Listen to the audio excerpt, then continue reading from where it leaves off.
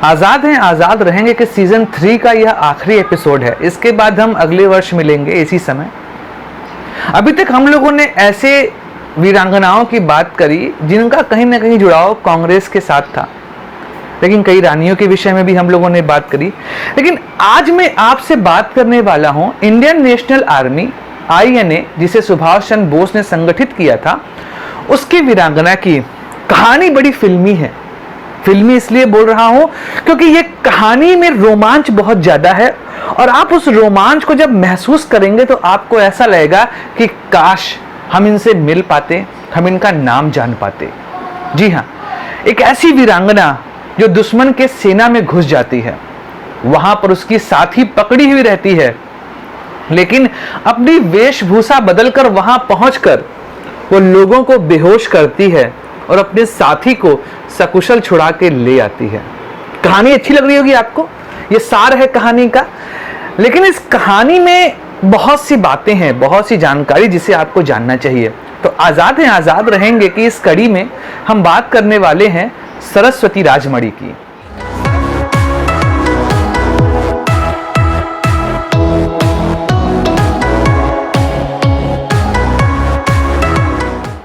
सरस्वती राजमणि या सिर्फ राजमणि, सरस्वती नाम इनको कहां से मिला, इसके विषय में थोड़ी देर बाद आपको पता चलेगा।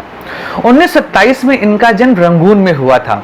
इनके पिता त्रिची से रंगून चले आए थे और यहाँ पर आने के बाद भी वह भारतीय स्वतंत्रता संग्राम सेनानियों की बड़ी मदद किया करते थे। खासकर 1940 के बाद जब सुभाष चंद्र बोस ने INA का संगठन किया, तब यह खुले तौर पर सुभाष चंद्र बोस की मदद किया करते थे। लेकिन सरस्वती राजमणि की बचपन की एक घटना बड़ी प्रसिद्ध है। जब वह 10 साल की थी तो उनके परिवार से मिलने एक बार महात्मा गांधी आते हैं।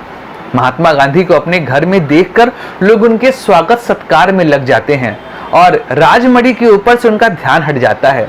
राजमणि वहां से चली जाती हैं। अब पूरे घर में लोग परेशान कि आखिर राजमणि गई तो गई कहां। माता पिता यहां तक कि गांधी जी भी राजमणि को ढूंढने के लिए निकल जाते हैं। 10 साल की वह बालिका एक कोने पे खड़े होकर बंदूक चला रही थी। महात्मा गांधी यह देखकर आश्चर्य में भर जाते हैं और वह पूछते हैं कि इसके पास यह बंदूक कहां से आई और यह इसे चलाना क्यों सीख रही है। तभी राजमणि निर्भीकता से उन्हें जवाब देती हैं कि अंग्रेजों को भून डालने के लिए। तब महात्मा गांधी कहते हैं कि बेटा, अहिंसा भी एक ऐसा माध्यम है जहां से हम दुश्मन को हरा सकते हैं। तब राजमणि कहती हैं कि जो लुटेरे होते हैं उनका एक ही इलाज होता है कि उनको मार दिया जाए। महात्मा गांधी इस जवाब से चौंक उठते हैं, लेकिन वह यह भी देखते हैं कि 10 साल की उम्र में ऐसी निर्भीकता, ऐसे ही तो लोग चाहिए इस भारत देश को आजाद कराने के लिए।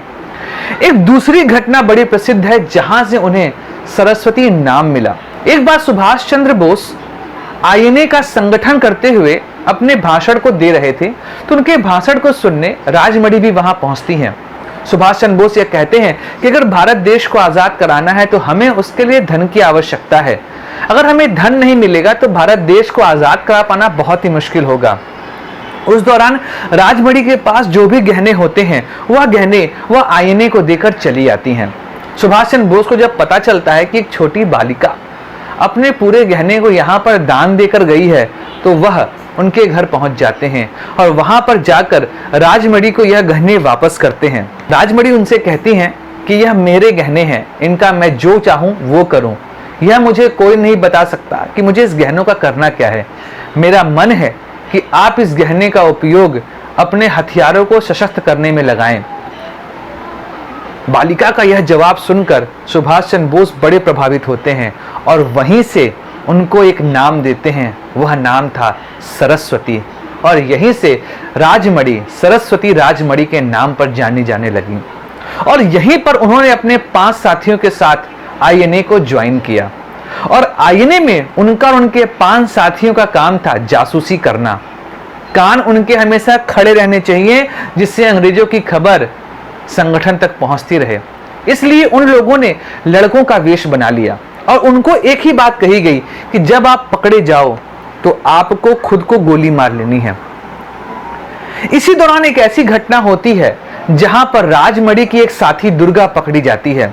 वह अपने आप को गोली मारने का प्रयास करती ही है कि तभी अंग्रेज उसके हाथ से बंदूक छीनकर उसको गिरफ्तार कर लेते हैं। अब यह बात जब आईएनए तक पहुंचती है तो लोग बड़े परेशान हो जाते हैं कि अगर दुर्गा के हाथों कुछ भी ऐसा पता चल गया तो यह पूरा संगठन ही खत्म हो जाएगा।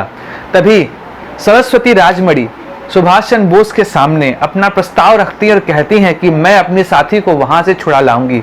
सुभाष चंद्र बोस थोड़े से आशंकित होते हैं, लेकिन फिर भी जिस तरह की निर्भीकता उन्होंने सरस्वती राजमणि के अंदर देखी थी वह उन्हें पूरा समर्थन देते हैं। अब यहीं से शुरू होता है एक जासूस का खेल। वह पहुंच जाती हैं अपने दुश्मन के खेमे में बार डांसर बन के। अंग्रेज डांस देखा करते थे और तभी सरस्वती राजमणि उन सभी के खानों में नशीली दवा मिला देती हैं। यह खाकर ब्रिटिश अब कहाँ होश में रहने वाले। वह अपनी साथी को लेकर वहां से निकलने लगती हैं। तभी 2-3 अंग्रेज उस समय होश में आते हैं और गोली मारने का प्रयास करते हैं। एक गोली जाकर सरस्वती राजमणि के दाएं पैर में लगती है, लेकिन खून से लथपथ सरस्वती राजमणि अपने साथी के साथ एक पेड़ पर चढ़ के वहां छुप जाती हैं। 3 दिन तक बिना कुछ खाए पिए वह उस पेड़ पर बैठी रहती हैं और फिर समय मिलते ही वह वहां से निकल जाती हैं।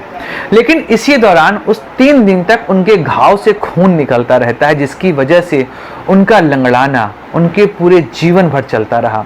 लेकिन इसके द्वारा वह गर्व से कहती थी कि भारत माँ को आज़ाद कराने में मेरी एक टांग ही तो कुर्बान हुई।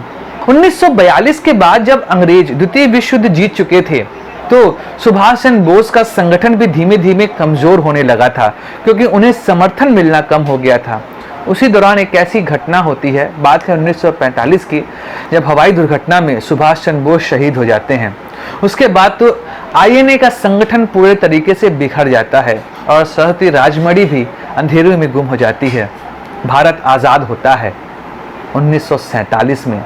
उस दौरान कांग्रेस भी शामिल खूब मलाईदार पदों को प्राप्त किया, लेकिन ऐसे क्रांतिकारी, ऐसे सेनानी जो कांग्रेस से नहीं जुड़े हुए थे, उनको कुछ भी नहीं मिला। यहाँ तक कि उन्हें अपना जीवन भी जीने का सही मौका नहीं मिला। यहाँ तक कि सरस्वती राजमणि को स्वतंत्रता संग्राम सेनानी की पेंशन पाने के लिए बहुत प्रयास करना पड़ा, फिर भी उन्हें पेंशन उनके जीवन के अंतिम समय पर ही मिल पाई। 13 जनवरी 2018 को सरस्वती राजमणि ने इस धरती पर अपनी आखिरी सांसें ली। लेकिन आज भी भारतीय इतिहास में ऐसे महान क्रांतिकारियों, ऐसी वीरांगनाओं का नाम कहीं नहीं लिखा हुआ है। लेकिन फिर मैं यही कहूँगा कि यह हमारा नैतिक कर्तव्य है कि हमें अपने क्रांतिकारियों, अपने वीरांगनाओं के बारे में पता होना चाहिए, क्योंकि इस देश को आज़ाद कराने में उन्होंने अपना सब कुछ छोड़ दिया, सब कुछ न्यौछावर कर दिया।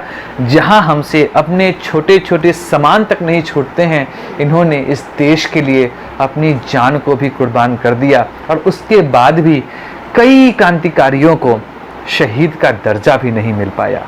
लेकिन उम्मीद करते हैं कि आने वाली पीढ़ी को इन क्रांतिकारियों, इन वीरांगनाओं के बारे में जानने को मिलेगा और वो सच्चे दिल से इन क्रांतिकारियों का सम्मान करेंगे। जय हिंद, वंदे मातरम, भारत माता की जय। तो अब मिलेंगे अगले साल कुछ और क्रांतिकारी, कुछ और वीरांगनाओं, कुछ और सेनानियों के बारे में, जिनके विषय में इतिहास कभी कुछ नहीं कहता, लेकिन इस देश को आज़ाद कराने में उनका योगदान सर्वोपरि है। नमस्कार।